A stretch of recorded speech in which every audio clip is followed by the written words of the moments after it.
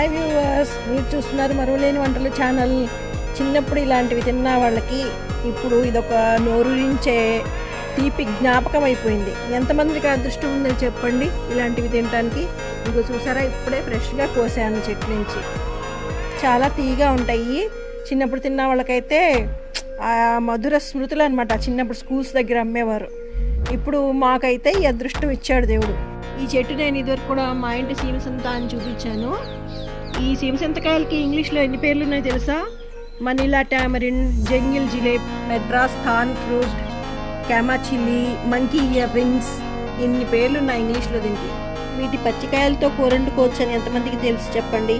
తక్కువ ఉన్నప్పుడేమో ఇలాంటివి ఒక్కొక్కసారి మనం కోసినప్పుడు తెగిపోతాయి కదా, ఇవి ఒలిచేసి గింజలు తీసేసి మనం కూరలో వేసేసుకోవచ్చు. అదే ఎక్కువ కోసుకుంటే పచ్చికాయలు వేరుగా కూర వండుకోవచ్చు. టమాటా వేసి వండుకోవచ్చు, లేకపోతే ఈగురులా వండుకోవచ్చు అన్నమాట. ఒక్క నిమిషంలో మగ్గిపోతాయి.